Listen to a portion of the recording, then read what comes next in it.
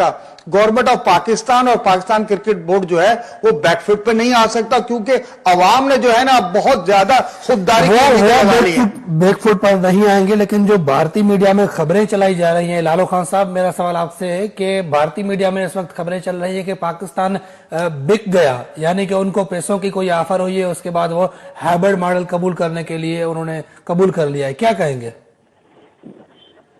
पहले तो बहुत बहुत शुक्रिया जमशेद आपका, इंतहाई मशकूर कि आपने प्रोग्राम में इस टॉपिक पे मदऊ किया।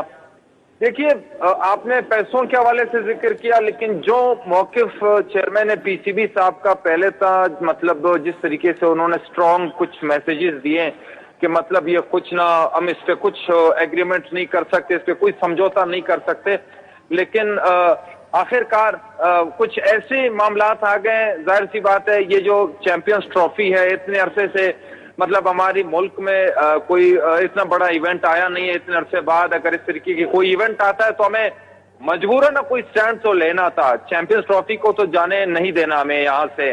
लेकिन अब बात वही जिद और हना की होती है कि मतलब हमें यहाँ पर जरूरत थी, जैसे हमने पहल की है इससे पहले 2016 के T20 वर्ल्ड कप में हमने शिरकत की थी, और 2023 के वर्ल्ड कप में भी हमने मतलब शिरकत की थी। हिंदुस्तान जाकर खेला, एक बड़ा मैसेज दिया, बड़ा पैगाम दिया। और इस बात में कोई शक नहीं जमशेद कि पाकिस्तानी क्रिकेट के जितने फैन फॉलोइंग इंडिया में है, मैं समझता हूं कि कोई और मुल्क में नहीं है। और जितने फैन और चाहने वाले मतलब इंडिया के पाकिस्तान में कोई मुल्क में नहीं है, तो सबको पता है हमारा मिलना, हमारा बात करना, हमारा खाने पीने की जो चीजें हैं वो सेम एक चीजें, इतनी ज्यादा फर्क नहीं है। लेकिन यहाँ पर बीसीसीआई को मेरे ख्याल से पहल करनी चाहिए थी, बजाय उस उन्होंने ये एक ऑप्शन रखी कि मतलब हमें गवर्नमेंट ऑफ इंडिया इजाजत नहीं दे रही। लेकिन गवर्नमेंट ऑफ इंडिया की जाने से जो स्टेटमेंट आई वो तो कहते हैं कि हम तो बीसीसीआई को ऊपर छोड़ते हैं।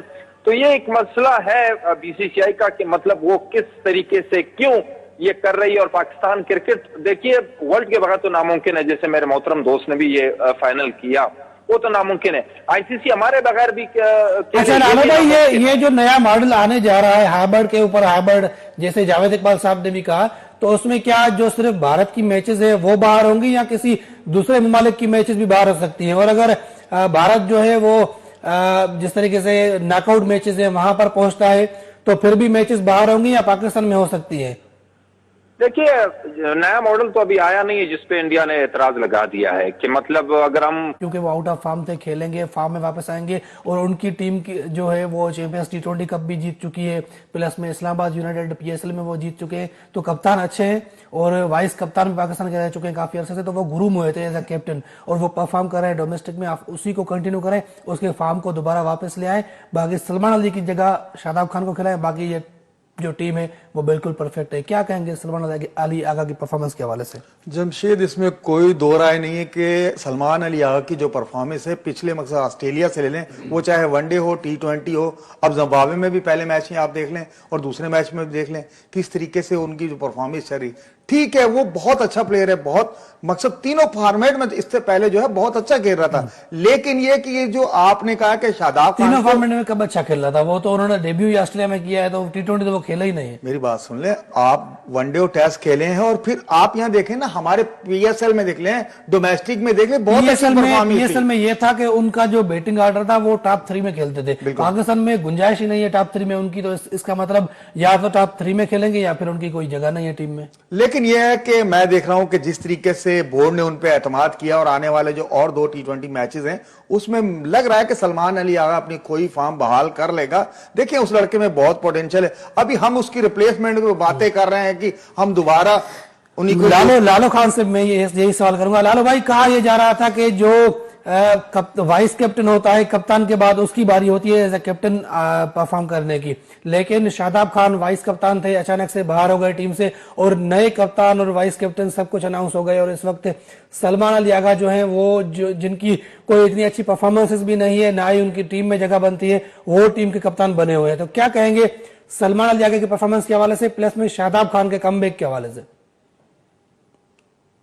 देखिए जमशेद, हमने दोनों चीजों में तेजी वो मतलब जल्दी कर दी है। देखिए मतलब हमने शादाब खान को कप्तान बनाया, नायब कप्तान बनाया, लेकिन ठीक है उसकी परफॉर्मेंस मतलब जिस तरीके से थी वो बाहर होने के मतलब हक में थे, हम सब हक में थे कि वो बाहर हों, लेकिन नायब कप्तान को मतलब इस तरीके से हटाना वो मुनासिब रवैया नहीं था। आप वो मतलब उनको डोमेस्टिक में भी भेज सकते थे, आप उनको मतलब रेस्ट भी दे सकते थे, एक ताजा दम होकर उनको आकर दोबारा खेलना चाहिए था बजाय और लालो भाई देखिए ना, जो कमजोर टीमें होती हैं जैसे कि जिम्बाब्वे की अगर हम एग्जांपल लें तो वो इसीलिए होती हैं कि जो आपके प्लेयर आउट ऑफ फॉर्म है उनको आप चांस दें और फिर वो वहां पर जाके अपने आप को परफॉर्म करे और फिर उनकी जो फॉर्म होती है वो दोबारा वापस आती है। और जमशेद बदकिस्मती से हमने जब भी कोई नायब कप्तान या मतलब कोई नायब कप्तान का इरादा किया, कोई तैनाती की, तो वो फिर उसी तरीके से जब आप जिस यकीन के साथ उनको तैनात करते हैं लेकिन वो होता नहीं। अभी सलमान अली आगा कोई शक नहीं कि पीएसएल में भी मतलब इनकी परफॉर्मेंस इतनी बुरी नहीं थी। कुछ मैचेस में पाकिस्तान को उन्होंने मतलब कुछ जो लोअर ऑर्डर है उनको भी काफी हेल्प दी, मतलब मिडिल ऑर्डर को भी काफी हेल्प दी, लेकिन जिस अंदाज से वो अभी एज ए कैप्टन, देखिए ओडीआई में उनको भी ऑस्ट्रेलिया के खिलाफ मौका मिला लेकिन वो डिलीवर नहीं कर पा सके। यहां पर हमने टी20 क्रिकेट में देखा, ठीक है हम जीते जरूर हैं, जिम्बाब्वे जैसे टीम से हम जरूर जीते हैं, लेकिन कप्तान ने उस तरीके से कप्तानी का रोल प्ले नहीं किया जिस तरीके से कप्तान को करना चाहिए। और ये चीज आपको भी याद रखना है कि एक आम प्लेयर का हैसियत और एक कैप्टन का हैसियत में बहुत फर्क होता है, ये तो सबको पता है। अच्छा, जो भी इस वक्त आपने आप बड़ी टीमें देख रहे हैं, आप वो इस तरीके से नहीं खेले जिस तरीके से उनको खेलना चाहिए था एज अ कैप्टन। जावेद भाई, अगर जितनी भी बड़ी टीमें हम देख रहे हैं, चाहे इंडिया हो, ऑस्ट्रेलिया हो, इंग्लैंड हो, उनके पास जो फायर पावर है, जो उनके पास तेज खेलने वाले प्लेयर है, पाकिस्तान के पास शायद उस तरीके से प्लेयर्स प्रोड्यूस ही नहीं हुए। खासतौर पर जो नंबर 5, 6 या 7 नंबर पे बैट्समैन होते हैं, वहाँ जैसे अपना ऑस्ट्रेलिया की मिसाल लें, वहां पर Glenn Maxwell, Tim Davis, Marcus Stoinis, ये प्लेयर है। यहाँ पर हार्दिक पांड्या हैं और दूसरे प्लेयर्स हैं। तो पाकिस्तान टीम में इस नंबर पे खेलने आते हैं, तैयब ताहिर खेलने आते हैं, वहां पर सलमान अली आगा खेलने आते हैं। तो क्या हम इस चीज पर क्यों गौर नहीं कर रहे कि इन नंबरों पे हमें पावर हिटर्स चाहिए? अब सलमान अली आगा अगर 20 गेंद खेलेंगे, 19 रन बनाएंगे, तो उससे टीम को कोई फायदा नहीं होगा। बिल्कुल आप सही कह रहे हैं जमशेद, ये पिछले चंद मकसद सालों से देख लें कि हमने जो है प्लेयर जो है प्रोड्यूस करना ही छोड़ दिए थे, इस वजह से क्योंकि एक पूल बना हुआ था, एक मखसूस पूल हुआ था, उन्हीं में से प्लेयर खेलते थे। लेकिन अब जब नई सिलेक्शन कमेटी आई है तो इन्होंने जो है अपनी यंग ब्रिगेड को जब चांस देना शुरू किया है, तो इंशाल्लाह देखिएगा आने वाले चंद महीनों में हम जो है ये फायर पावर वाले प्लेयर जो है बहुत जल्द अपनी टीम में भी देखेंगे। जिस तरीके से आप देख रहे हैं, आपने तैयब ताहिर का नाम लिया, इरफान नियाजी है, ये 3-4 प्लेयर ऐसे हैं कि इंशाल्लाह ये ऊपर आ जाएंगे, क्योंकि हमने जो है ऑलराउंडर जो है ना तैयार करना ही छोड़ दिया।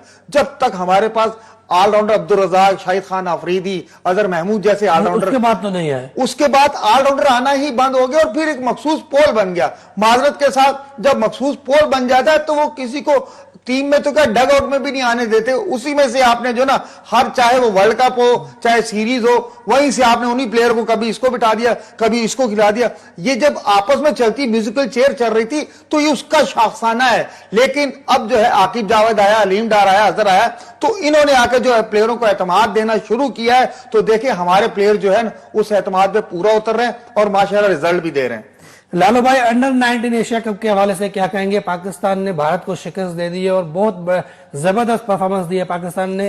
खास करके अगर बैटिंग की बात करें तो वहां पर हमारे जो ओपनर हैं जिन्होंने 159 रन स्कोर किए हैं, और प्लस में हमारे जो बॉलर है 1-2 जो उभर कर सामने आए। कैसे देख रहे हैं पाकिस्तान अंडर 19 और फिर उनका फ्यूचर?